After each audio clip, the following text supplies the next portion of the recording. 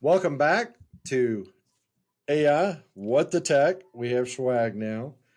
I want to talk a little bit about we had some feedback from listeners and viewers on YouTube, and they said we needed to remember that this is also a listening platform. So we are now on all major platforms. What is it? Apple, Amazon Spotify. Music, Spotify. So we're available everywhere, including YouTube still, where you can still watch us if you want. Absolutely.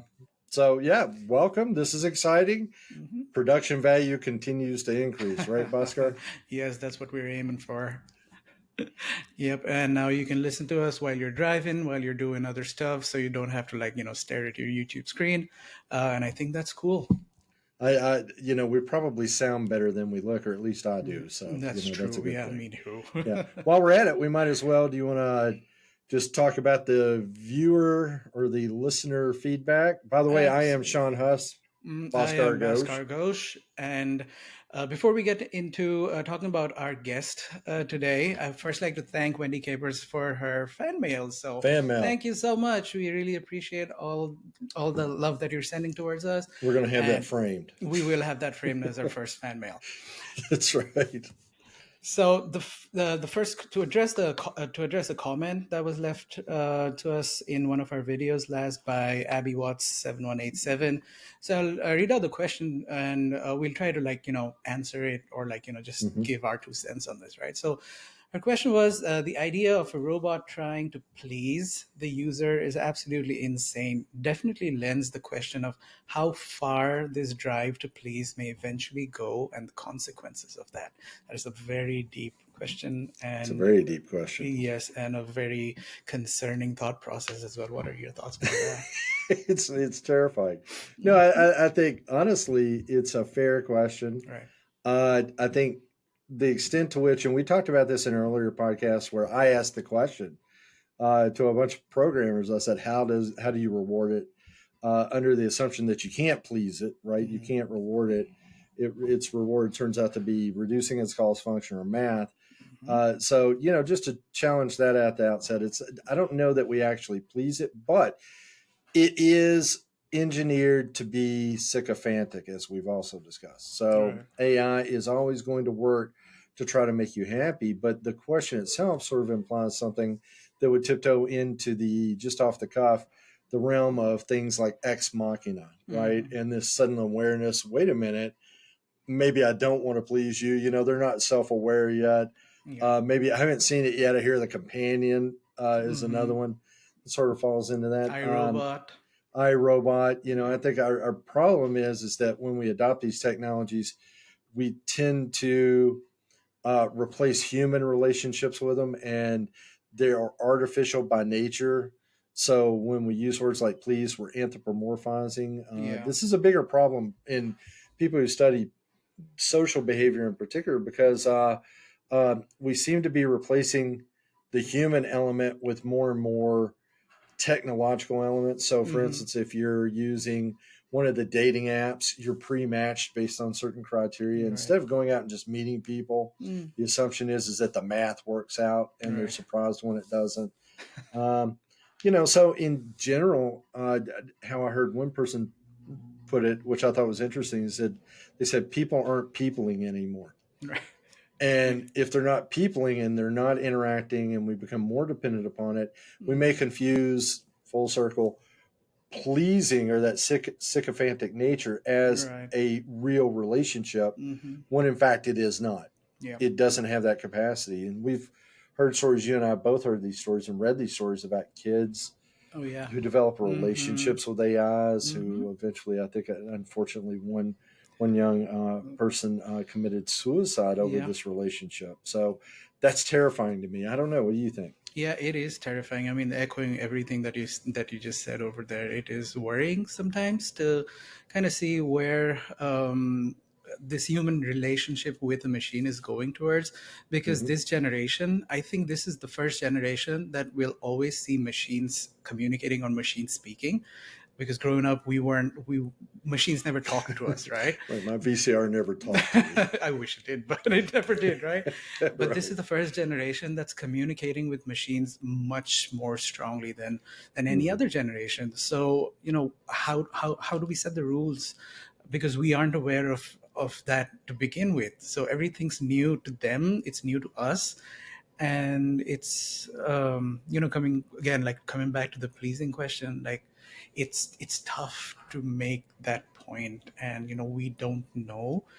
Right. But here's hoping we can bring some structure in this. This is why we need to have these conversations and Which figure I that out in agree. I advance and get agree. people to people again. Yeah, yeah. Right. People need to people again.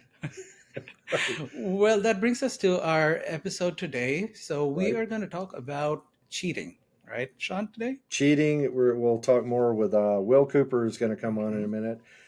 In particular, AI tools like ChatGPT, the reshaping not only the way students learn, which we've talked about, it's also reshaping the way students cheat and Right. increasing the load on faculty to try to detect the cheating. And the Mm-hmm. problem is there's this weird arms race Yeah. where every time you think you have it figured out, somebody figures out another way. That's why that Right. Cluely website we've mentioned and that company is going to be creepy. In fact, we need to acknowledge that for many faculty, Mhm. when you start to report students for cheating, the process is ridiculously opaque. So we're going to dig into that too. Yep. Yeah, and like cheating in academia is it really isn't new, right? AI is just like a Nope. list of like long line of tools we've used to circumvent like academic rules. Right? So like we have copying from peers, Mhm. unauthorized notes, outsourcing assignments to paper mills, and it's just been around a while. Right. I mean, before the internet, just to go off on a tangent, you had Mm, physical stuff like crib sheets, notes and calculator covers. I mean, I remember that's when I was in particularly high school. That's what you mhm. did was you put your notes in your calculator cover. You try to find ways to mention it. You get honor Yeah. codes put in place, which we actually have an Hmm. integrity code at ATU that a lot of people are also unaware of. Hmm. Eventually, you get surveillance. But with the internet, you start to see copying text from online sources and plagiarism go up. You have things like Spark Notes or Course Hero and Chegg. And really, what we're seeing is we're seeing just a greater sophistication with AI, right? I Yeah. mean, when you say, Yeah, but absolutely. I mean, the more sophisticated tools are getting, the more complicated the cheating process is getting. That's what I feel, and it's just we're just playing catch up at this point, honestly. right, and the detection tools are not as good as we expect them to be. And, Right. just survey data, we did dig in a little bit. And Hmm. 2020 survey from the International Center on Academic Integrity, over 60% of undergraduates admitted to cheating on written assignments. If you look at the UK, 1 in 5 students at the college level essentially use AI tools for homework. Scottish universities, in particular, is a more recent study, 2024. Hmm. 1 in 3 integrity cases are about AI. So it's a global sort of issue. It's Right. it's not just here. Hmm. Everybody's trying to get their head around it, and nobody has figured it out yet. So Right. like the authors say, cheating's always adapted to the dominant technologies of the moment. I just really Hmm. like that quote that, Yeah. we're going to find students will always find a way. I always tell my students, I've been in college a lot longer than you, Yeah. uh, because we try to stay up on the cheating Of stuff, course. but honestly, it's getting tough. It is.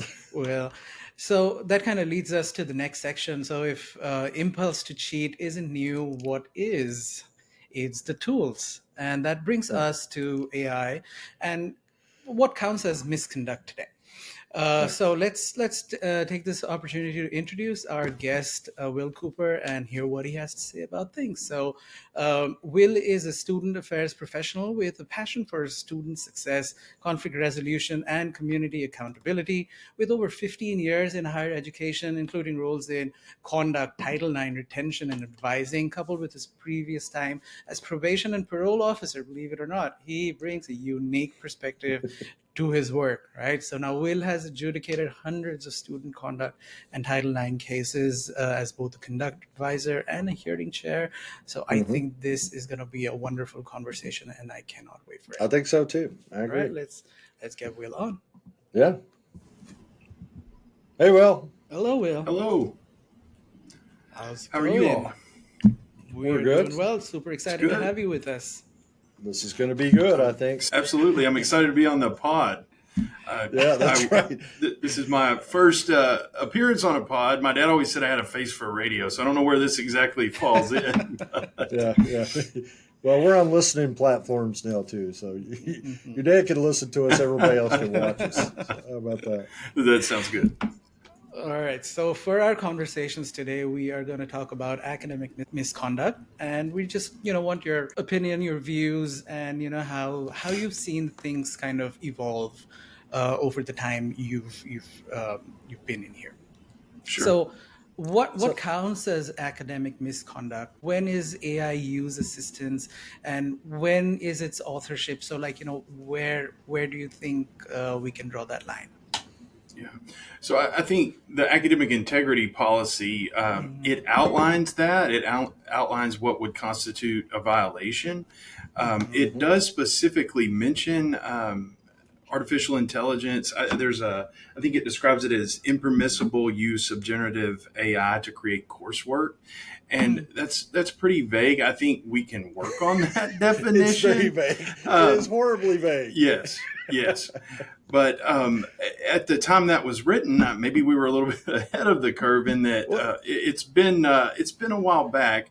I was Right. I was on the it was an honor code committee. It was several of us, faculty, staff, and forgive me if I don't give someone credit, but I know Dr. Austin, Dr. Rogers from History and Political Science, myself. William Titsworth, the Assistant Dean for Student Conduct, the Dean of Students, Amy Pennington at the time. We all were on that committee, and we were tasked with writing the academic integrity policy. We worked on that. There were we probably fell a little short of a full honor code, as you know, when you think of like what the honor code would encompass. But that policy has been around now. I do think there's some confusion surrounding that. I will talk to hmm faculty throughout the year when they encounter situations in the classroom. They'll reach out to me. I'm the Department of Student Conduct. My role in that, I'm hearing all the conduct cases. I also chair the Title IX hearing board. So it's natural faculty will reach out to me, and so often I will have to point to that academic integrity policy. They're not even familiar with it. So I definitely think the university, we could do a better job of disseminating that information, making sure the deans, the department heads are sharing that information, including it in new faculty and new employee orientations. I think there's hmm some work to be done there. But the policy, it is out there. Probably the easiest way to access that, especially for faculty, is just to go tech A to Z, go to academic integrity, and then there's a link there that has the full policy, and then also takes you to the form to report an incident. But I think going back to the question, um, there is some confusion there. I think for all of us, just surrounding AI in general.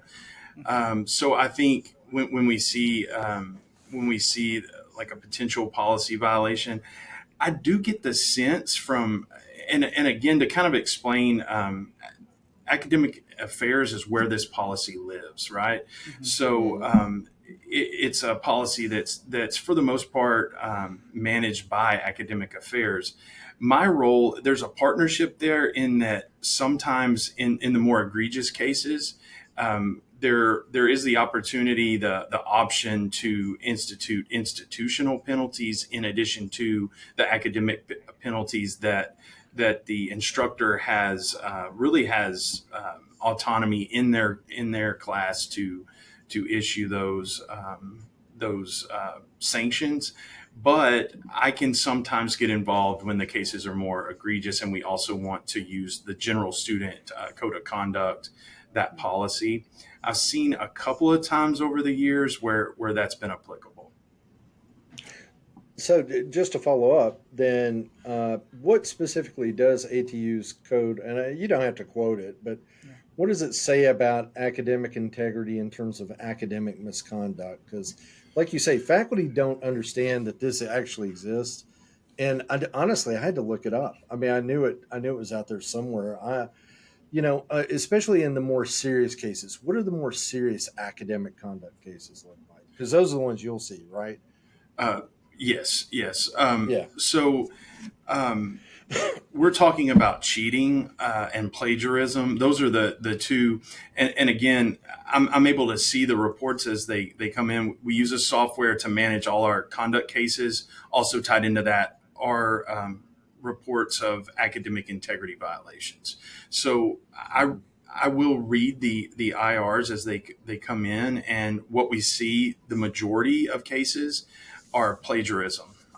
So, Hmm. and a lot of times that's tied to discussion board post and things like that.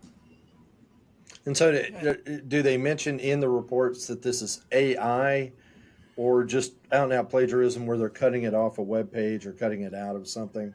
You get what I'm saying? Like, Yeah, I'm curious about the number of AI specific complaints and whether Hmm. they've gone up. they have gone up. Just anecdotally, they've gone up. Yeah, I mean I, that's all we have. I was taking a look at the reports, and so it, of course this may not be the only factor for this increase, but I was looking at 2021 academic year, and we had around 26 reports of academic integrity violations. We know that there are more violations taking place on campus, right? Right, So right.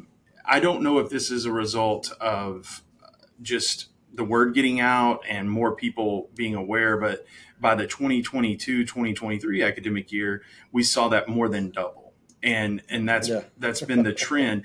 And now, I do know that Chat GPT that arrived on the scene around that time. Hmm. Yep. I think December that 22 for our listeners. Yep. so that matches perfect to see That's a that spike. So to answer your question, yes, they will when faculty, and I keep saying faculty. Keep in mind the policy allows for anyone to submit a mhm. complaint or a report of violations of other students, and we hope that we create a community where we have some self policing within the students. But in my line of work, we also I've heard snitches get stitches, right? That's right. So That's right. so Yeah. we don't see a lot of reports from students. That being said, there have been a couple of times. You also get, and in the conduct world, this is common. For lack of a better word, jilted. A jilted romantic partner who's now mad and then will report this For- information about the person that they're angry with. So we see some of that, not a lot, but in the narrative that's reported, most of the time, if it is connected to AI, they're noting that, so Hmm. you Mhm. you can identify that it's specifically related to AI, as opposed to, like you said, just copy and paste. Yeah, well, I just think that's interesting because, if you go back to 2010, with the advent of smartphones and social media, and we had talked about that before, you see this increase in sort of teen depression and all these things. And you can't draw these causal links directly, but, Scoob and the gang would call that a clue, right? Yeah, And I think the same thing is happening here. It cannot be by accident that the number of incidents double essentially in the Hmm. year that ChatGPT gets released.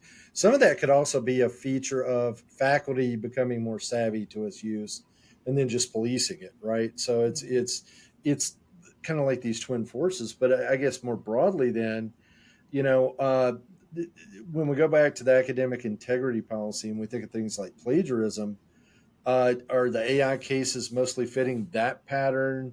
Do they look like plagiarism? Is this how they're treated, or are we going to have to rewrite all these definitions? And I ask because we're all on that committee where we have to rewrite this stuff, right? Right. So, how do we get our heads around it? I guess is the question. Just general thoughts on that. I think that the policy, even as it exists, could work. I think we could always, better define what misconduct surrounding AI looks like. I think we're all a little confused about that. I No kidding. and yeah. So just a story comes to mind. Just a few weeks ago, we had a colleague over here who was leaving, and the classic come around a card, sign a card. There was a book, and they wanted everyone to put like this. This person liked a haiku, right? So I took time. I'd worked closely with this person, so I took my time, and I think I'm funny. So I wrote this, and I thought it was funny, heartfelt, and I passed it off down the hallway. And later we found out that everybody else just, Chat GPT, plug in a haiku. Yeah. So, he may have read that and been just as touched by all the AI generated haikus as mine. I'd like to think mine was still the best, but Yeah. based on the articles you read, they're just as good. So, Well, yeah. So You can tell. I mean, I have my students do that sometimes. Like, as a decompress in stats, I'll say, all right, they want bonus points. I'll say, write a haiku about stats. And if it comes in with all this heavy symbolic imagery and all that, and it's got a certain cadence to it, it's Chat GPT, because most of the ones that come from students begin with phrases like "statistics sucks bad," Yeah. right? Like you can tell the difference almost immediately. But anyway, go ahead. Yeah. I'm just the haiku is a good example. Yeah, but going back to your question, I think the policy as it's written can work, because I think the most important part of the process, as outlined, is the conversation you get to have with the student who's allegedly violated the policy. And just the reality is, some people are better at having those confrontational conversations than others. Right. I think as we train staff and faculty, and we can kind of offer some guidance in that, but the most important thing is that conversation, because I don't think you ever, and I think we'll probably hit this later, but I don't think you ever want to find somebody responsible just off like the AI detector, right? Like Right. we know Right. that there's Never some, want to use that. yeah. But what I've seen is, I think for the most part, like going back to identifying it as AI and then having that conversation, I do think it's kind of like obscenity, right? Like it when you see it. I do think there's a component of that. So Right. so I think that students, for the most part, know, and they come to those conversations, and if the conversation's managed well, then Mhm. my experience, and I'm a lot of what I'm bringing in is from the student conduct world. We have a preliminary conference, and it's very similar to this process, the calling the student in after you've identified this potential issue. Mhm. And about 90% of the time in the student conduct cases, it's resolved right there at Right. that meeting, if conducted the right way. And from the incident reports I'm able to see, I think that's what's happening for the most part with the academic misconduct cases as well. So basically, going back to what we were saying, people need to start peopling more, Yes. Yeah, Yeah. that people need to interact more. interact more. And other faculty we've spoken with, even Jeff Auger on this particular podcast, has said that it's always his intuition and his ability to kind of know the student and see the difference in the writing style that he's seen prior, et cetera. Those are the flags, better than the checkers, better than anything else. And what you do at that point is you have a conversation. You say, "This is what I think Right. has happened, true or false," and then if they admit it, you work it out, right? I mean, Right. the goal is not to put everybody in academic prison Right. as much as True, to yeah. teach them the right ways to use it. Right. And But so I it- just broadly want go to ahead. ask this question. Sorry, Sean, cutting you out. No, yeah, no, I yeah. just broadly want to ask this question, Will. So um, if you're putting somebody through the academic misconduct conduct process, a lot of people don't have any idea what's going on behind that, like what happens after Right. that. Sure. So what's the overall reporting and like resolution process? If you could just give us a little quick brief on like what's happening afterwards. Right. So, there's always the policy and then the way it actually plays out. Mm-hmm. So, for the most part, like I was saying earlier, it's the faculty member reporting this. And Mm-hmm. that's important because one takeaway from my work on the honor code committee was that so many professors, particularly, felt like that before we started tracking some of this, it was very disjointed. There was no repository for the information of who was cheating. Hmm. So there was Right.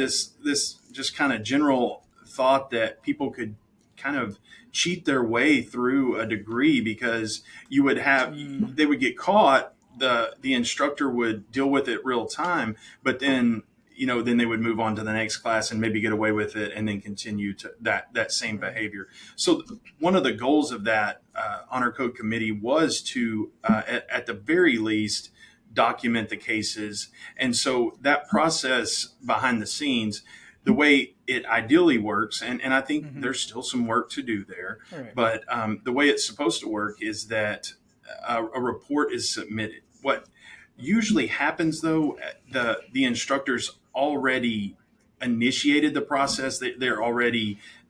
They've met with the student and said this is what the syllabus expectations were.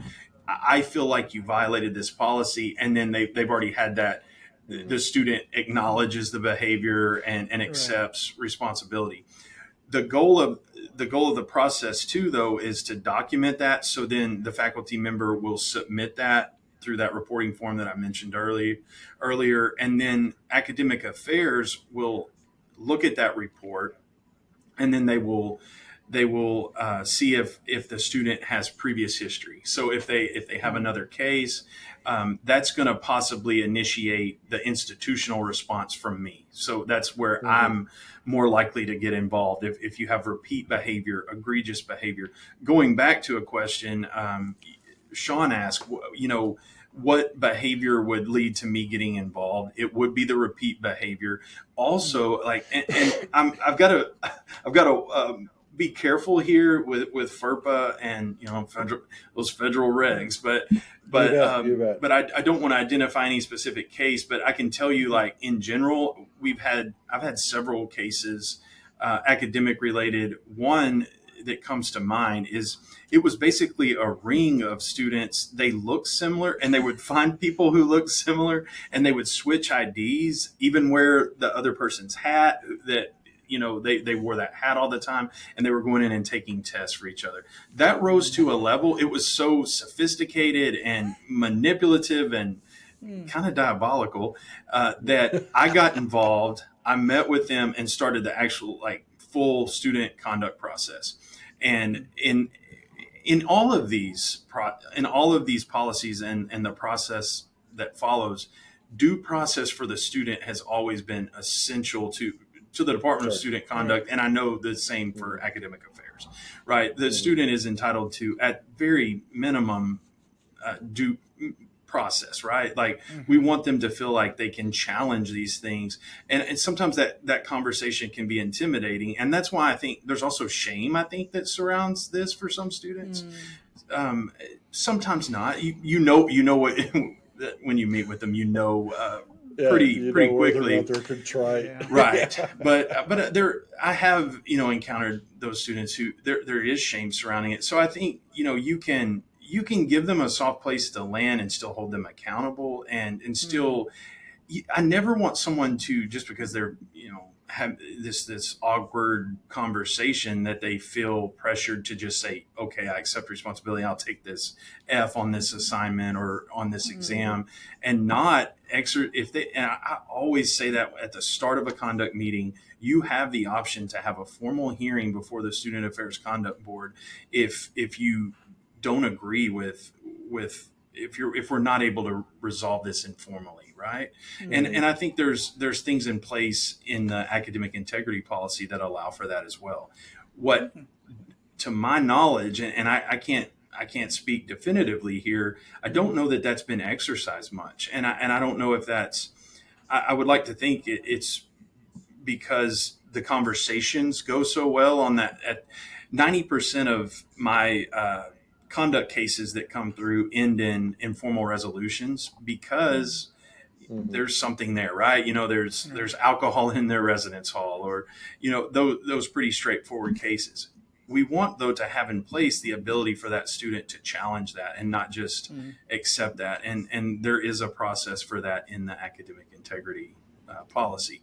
But in the case with the using the IDs to take the test, it was so sophisticated, and they were suspended for a period of time from the university.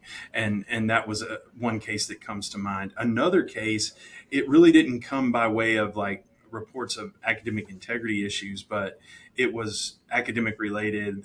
There was access to Blackboard that through student employment, the person was able to access things that they shouldn't have and actually changed grades. So that Oh was wow. that was an Yeah. expulsion case that we had, and this is years ago.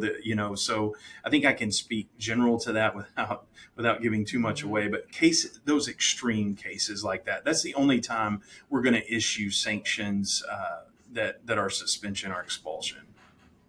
So just to follow up, if I can, sorry to interrupt, Bhaskar, if No, you're you're going to fine. ask something. Uh, by the time it reaches you, the student has committed several sort of violations, academic violations included. So is there a number to this? For instance, let's say we catch a student 3 times using AI. Does it raise to the point where it has to go through the formal process, even after meeting with them, telling them they're not supposed to do it? Is that where it happens?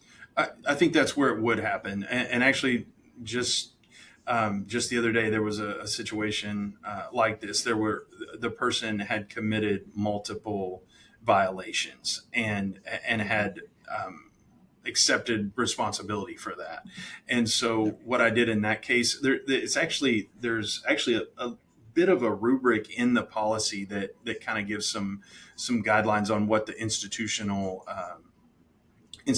sanctions, in addition to receiving an F in the course or on the assignment, the academic Mhm. ramifications. So first time violation, they're going to be required to complete an online module on academic integrity, and Mhm. and that module, it's updated. I was actually I followed up on that to make sure that it does include specific to AI and an appropriate Mhm. use of AI. So they're going to get some education on what constitutes academic misconduct, and hopefully that solves the problem. If there's an additional report after that, then this idea of progressive discipline. Mhm. So the second violation would be you're looking at a period of probation with the university, not just like an academic probation, but disciplinary probation with the university. And then you're on notice, you're on written notice. This happens again, you're going, and then the third time you're looking at suspension from the university. Uh, to my knowledge, other than those kind of extreme cases, I've not suspended anyone or expelled anyone using that progressive discipline within the academic integrity process. Mhm. Unfortunately, in the student conduct world, I've done that on a on a semester by semester basis for some time. But Right. but as far as the academic integrity cases, to my knowledge, we've not exhausted those first two options of the online modules and the probationary period. Mhm. That's super interesting. So I'm going to pivot this conversation a little bit, okay? So now students are being asked to follow clear guidances on AI, but where are we as faculty with, are we modeling the same? Right. So there's always that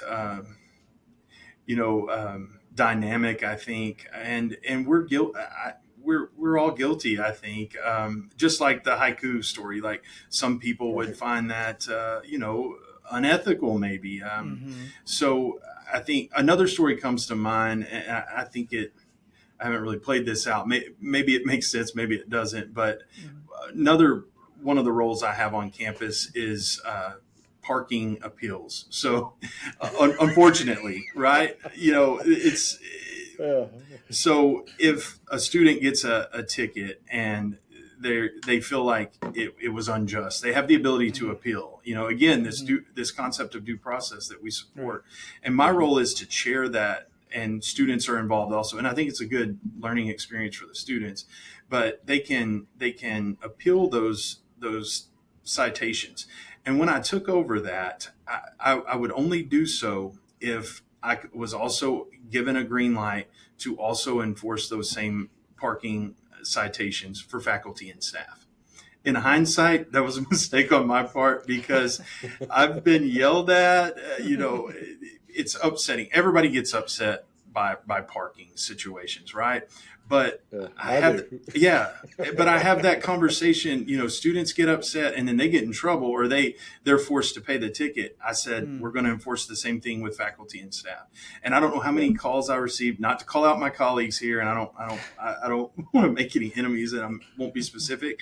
But it always starts with, I've been at this university for 15 years, and they don't want to pay that ticket, and they don't want to be held accountable for violating that policy. So I do think we have to hold ourselves to the same standards that we do our students. And I think it's very important that we define what that is. And I think AI right now, as it arrives on the scene, it's very difficult to do that. So, Well, right, and that's sort of the issue. I mean, what we need is fair and transparent processes because that adds the legitimacy of the institution. And so, if faculty use AI to ghostwrite recommendation letters and they don't disclose this and they're not transparent about the ways that they're using AI, for instance, we had that one circumstance where who was it? It was over in marketing where they used AI or Ask for a an group ad. used AI to create an ad, and the students were ready to burn everything down. Right. right. And honestly, I thought it looked tacky. Oh I mean, yeah, I it agreed with was. them, but that I think that's important because the students will see this as duplicity. They will see this as a double standard. So, just question: have students ever expressed specifically concerns when they're being, accused of AI? Like, oh well, my professor uses it too. You don't hold faculty the same standards. You know, no, not. I've not experienced that. I've not seen. I have in other ways, like with Sure. the parking citations and things like that. But as far as specific like AI use, I've not seen that. You know, it's probably there. Yeah. I would say our work on this task force, students express that when we've had those Yep. conversations, Hmm. but They have. not specifically. I've not seen that where students are outraged or feel like there's this double standard happening. I mean, it may be early for that, right? I mean, that's Yeah, sort of a question asking into the future, Right. because I suspect that may be a thing in the not too distant future. absolutely. I think that will be a thing. I think a lot of people right now are avoiding AI a little bit, especially like uh, those of us who are a little longer in the tooth. We avoid that, so that exposure they don't know as much about it. But I've not specifically, no, I haven't seen where students are upset by some double standard. But like you said, it may be a little early for that. Yeah, and we're going to have to reconcile that because any set of rules we create, the administrators have to follow it, the staff have to follow it, the faculty have to follow it, and the students. And Yeah. the big one's going to be transparency. But just to turn it a little bit, turn it literally and figuratively, I guess. Bhaskar and I had a chance to meet with Turnitin, and one of the biggest faculty concerns more generally really is AI detection. And we talked about this. What was it? Was it yesterday? It seems like Yesterday. this week has been a month to me, right? Because just for the record, anybody listening, we're in the middle of finals, so it's been Yes. absolutely Hmm. crazy. I know Will's been crazy over in the conduct side, Hmm. but Turnitin actually recommended to us. I'll let Bhaskar kind of fill in the gaps here. Yeah. We had a conversation with them. They made a claim that they're 98% accurate, Mm-hmm. and I went up to them and I said, "Well, how do you know?" Like somebody gives me a number like 98%. All right, you should, if you can give me that precise a number, you should be able to tell me how you know. And it turns out that they weren't able to tell us, and then they disclosed some other stuff. Bhaskar, you get the Yeah, privilege and of disclosing this. mm-hmm, This is yeah. awesome. So Turnitin said not to use their application exclusively for academic conduct, and like we as teachers, we've always used Turnitin, right? That's been like the golden standard almost. But they've been like, well, no, you just can't just use that. If you're using that, that's a problem.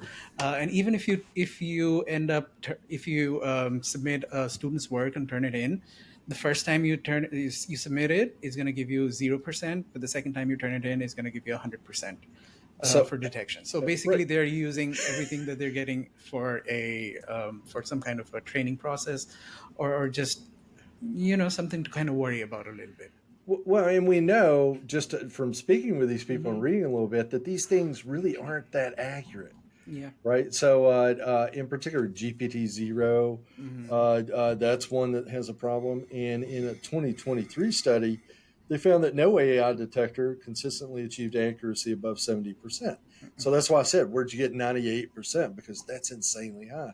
Right. So But they ultimately, were very then, close-walled about their answer as well, right? They were yeah, like, they "Yeah, well, they this is they in-house, totally and black boxed it. yeah, this is very So in-house kind of thing." here we're coming to a question. Well, we're giving you the context here, and it is Mm-hmm. very simply this: Mm-hmm. if that's what faculty is using to kick these students into an academic misconduct process, what does that mean for the process? What does that mean for us and how we're actually doing it when the metrics are wrong? Well, I think your process is in trouble if that's the only tool you're Let's take it using. lightly. So that being said, though, so Sure. if it's 70% accurate, or if there's if there's accuracy there, right? I think Right. you're only using it as a tool to it, and I go back to Right. initiate that conversation, because Sure. then you have that, and that's why you have the process, because that gives you the chance to have the discussion with the student. The student can then say, yes, I did this, this is accurate, right? Mm-hmm. Or they can dispute that and challenge Mhm. the legitimacy of that detection. I think Dr. Auger seems to do a really good job of using multiple. I've talked He with does. him Mm-hmm. about Hmm. that. He uses multiple sources, and I think that's when you're starting that conversation with that, it's much better. But from what I see in the majority of cases, they will acknowledge that they did something wrong, right? That they Right. used that they copied, they used Chat GPT. So that's why I think if you play it out and all you have is that, then I think you're going to see that process run its course, and there's going to be some findings of you're not responsible for this, and then the instructor would have an Mhm. obligation to contact academic affairs, and we delete that report like it never happened, and Mm-hmm. then it's never the student would never be you know Right. penalized in any way, or it would Mm-hmm. show up on their record in any way. I think that's Mm-hmm. the only way to navigate that. It's like anytime a new technology comes out, though, it's like the criminals and the FBI, like with hacking and all of that. It's like there's this constant struggle to stay That's ahead. right. And Right. so I think you're going to see AI detection get more sophisticated, and maybe, but again, I go back, you're going to have those conversations, and Mm. faculty are going to have to adapt to coursework and assignments that are AI proof as much as Right. possible. Mm-hmm. Well, But you talk about adapting. Did you see that link I sent you on Cluely? Yes, Did you read their the manifesto? manifesto is it's kind of scary. Like cheating is good. It was Yeah. like Gordon When Gecko, everyone like cheats, no one does. greed is good. That's right. Yeah, it had that feel. You know, but again, um, that's going to be almost impossible to detect at some point. I Mhm. was reading about that. It's alarming. I think all of this is a little overwhelming and scary. I think I was thinking about the Johnny Cash song about John Henry and like machine and the things that it can Yeah. do and how scary that can be. The Mm, 2001 A Space Odyssey comes to mind too, but mhm, it is scary, and I think people are a little overwhelmed right now. But again, I go back to the the human element of it, the conversations, even with that, but that's going to be much harder to detect. So then I think the only mm, solution is to have assignments that are AI proof, if possible. And right. I know there seems to be some ground being made up in that, like where you're changing your curriculum to have that built in, where you at least have some.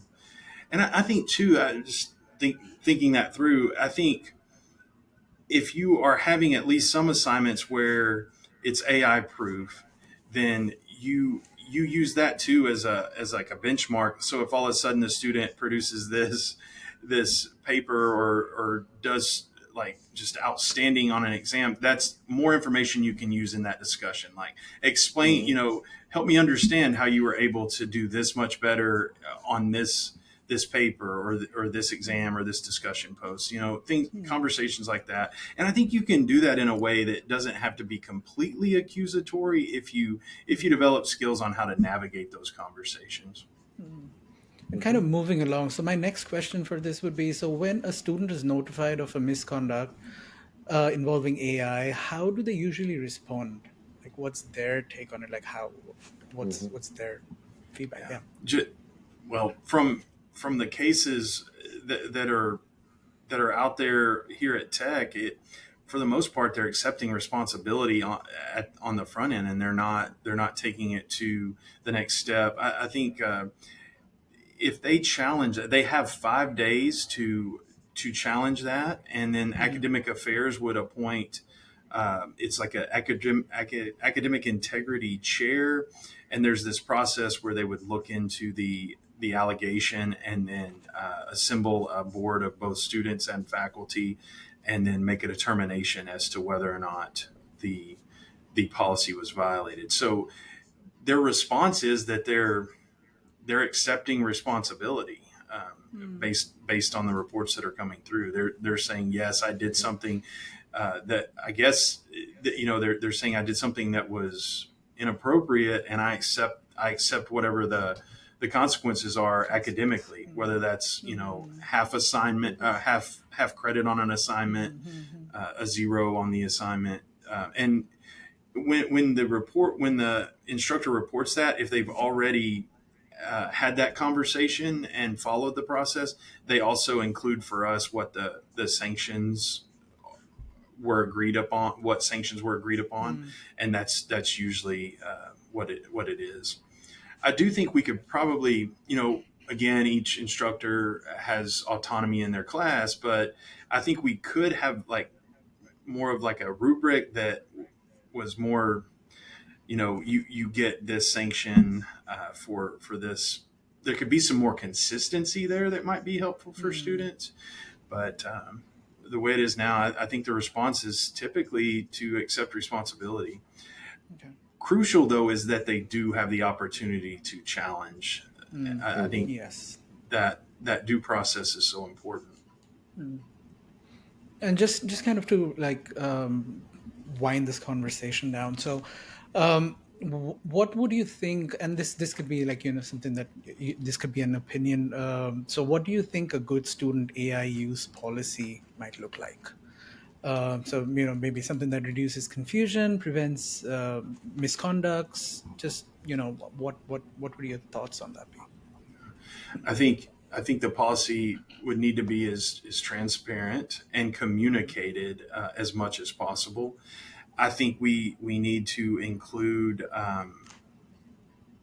AI expectations, integrity expectations in our orientation course for all Mm-hmm. incoming students, and also for the departmental orientation courses.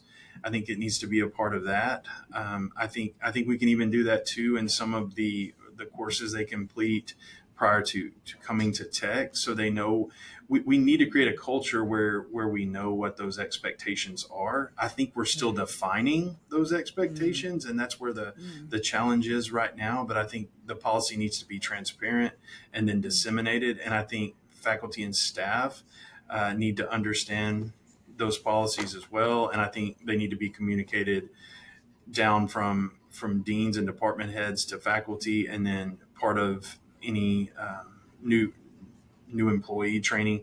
And also, we just need to also some way include that as ongoing training for current faculty or for current staff and faculty.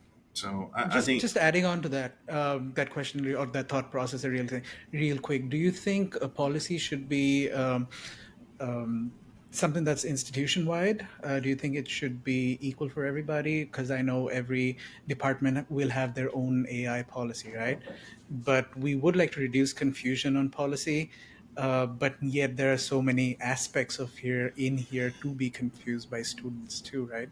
So what would be your take on that? I think there's going to have to be some customization to, like, departmentally, because there's just the different natures of the a different degree programs. I mean, I'm probably not the best to speak to that, but I think in general, I think the process you have, the most important thing to me would be the process you have for addressing the alleged violations. Okay. And on the front end, well, defining what, like, for each, the syllabus is going to be the starting point for that, especially with the front line of that being the instructor and kind of the gatekeeper for what makes it to academic integrity case. So, But not to step in, but part of my concern, and we've talked about this in other ways, is that part of the faculty response has been to create almost a culture where we're surveilling rather than teaching. You see an increased burden on faculty, et cetera. So, do you think a policy could help address that, where you get, because the faculty are uncertain too? Like, do you think there's a way we could craft a policy that makes the faculty comfortable, so that when they put it in their syllabus, that makes the students comfortable, including all the training, et cetera? What would that look like? yeah, I'm not sure exactly what that looks like. You would have to have a lot of people at the table, I think, to Right. hash that out. But I think it is always, I think, going to go back to how you manage the incidents that you have, and being willing to have those somewhat confrontational conversations that we all like to avoid. We're all gonna, we would all have to become better at doing that. But again, setting those expectations in the classroom early. I think the policy. I think about, so we're fortunate to have on campus like a full police department, and with all the good that comes with that, if we don't want to become a police state, right? So Right. we make sure that the officers here are doing their best to just community police, and we don't even have them going into the residence hall. We don't want like a military state feel in the residence hall. And I think the same thing applies to the classroom. If we treat AI like that, it will become that. It will be scary. And I think you're going to have to include that. You're going to have to teach the appropriate ways to use AI. And I think we're making up some ground in that, but I think any policy is going to need to include the appropriate uses for it, as much as what it looks like to violate the academic integrity policy when it comes to AI. Right. So it sounds like we're transitioning to at least some semblance of solutions, even though it might not seem like it. We're hearing AI literacy for students and faculty. We're hearing better assessment design on the faculty side. We're hearing clear policy language. By the way, just as a tangent, and then I'll shut up and let Bhaskar ask some more questions. I'm fascinated by this. Do you have a professional society that you belong to, and do they have meetings, and do they talk about this in any way? Like, where are we relative to all the other universities? I think we're on par. Yes, I belong to the Association of Student Conduct Administrators, Mm-hmm. and truthfully, like I go back to right now, the policy lives in academic affairs, so I haven't a lot of my professional education. Continuing education focus has been more on Title IX and conduct related cases. The way it Mm-hmm. is at Tech right now, there's not the there's not an Office of Rights and Responsibilities that also covers academic integrity.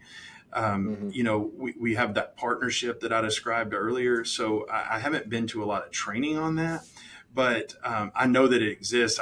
There's, on the newsletter and the listserv that I'm a part of, every time there's any new document out, uh, there's articles in there on AI and how to navigate that, and they're all encountering the same obstacles. I think Mm-hmm. all of us, staff, faculty, we all have different levels of understanding of AI and what that looks like. So it's kind of daunting right now, and I think we want, and I appreciate that we have this AI task force and that we're at least looking into it and trying to figure out what is the best practice for that. Right. But reminded you asking that about like the organization. It's I was at a conference. This was years ago. So Yik Yak is is so Yik Yak is the it, bathroom wall of yeah, anything it's the devil. right. It's the devil, right? And so it's so weird in that it arrived on the scene like around 2015 ish, right? Uh-huh. And then it just disappeared. I know there. I think it got pulled in some places, but now it's back with a vengeance. So Right. that's like it's popular again, and the students are on there, and you give it so much power the more you're on there. But I have those conversations weekly, but I was at one of those conferences, and I attended a session on Yik Yak and how to deal with that. And it's the same with with AI. I know they're having those conversations, but at that conference, and this goes back to the double standard. At that conference, I went to this session. It was on Yik Yak and how to manage it on your campus. And we were sitting there, and the presenter said, "You know what? Because everybody, it's the standard, like, this is awful. Who would do this? These people are so brave behind the screen."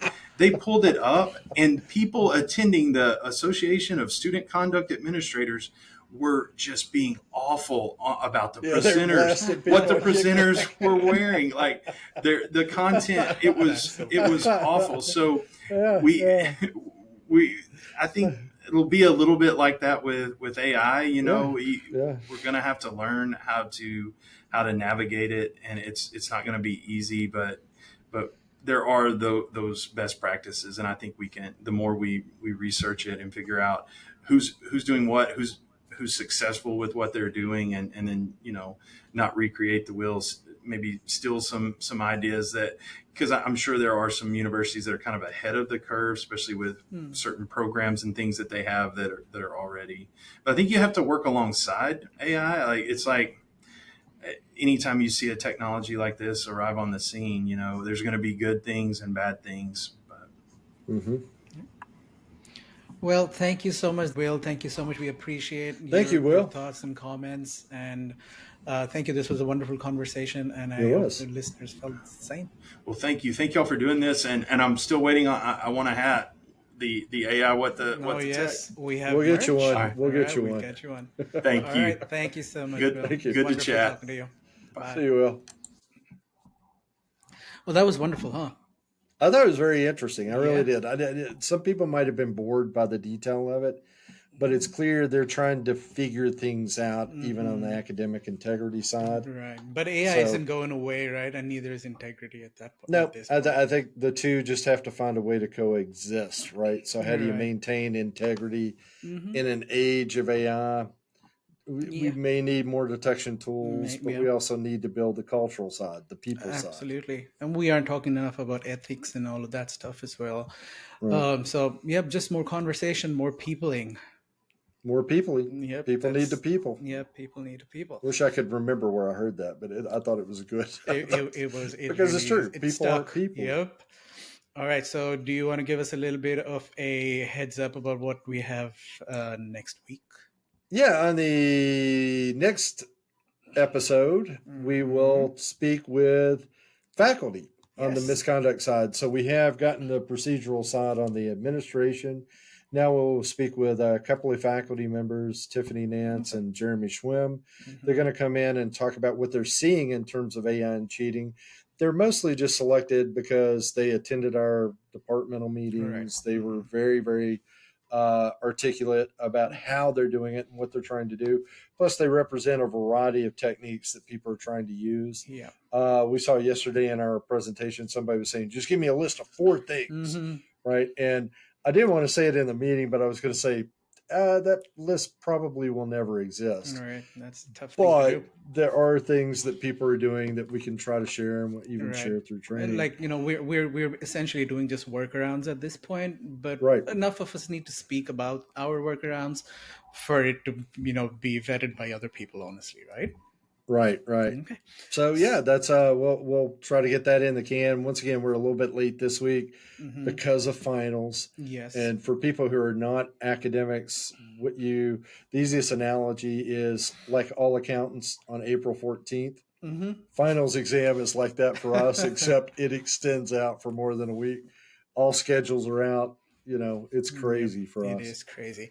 But I'm glad we could find time and do this. Again, thank you, Will, for talking to us about this. And thanks to all our viewers and our listeners. So if you have any more questions, please send it, comments, email, just reach out to us. Follow us on YouTube, follow us on Spotify, podcast, all of your major podcasting platforms. Again, if you like what you listen to, you can head over to Buy Me a Coffee and give us some money because, these things cost money. They do cost money. So until next time, I'm Sean Huss. I'm Bhaskar Ghosh, and we will see you then. See you next time. See you.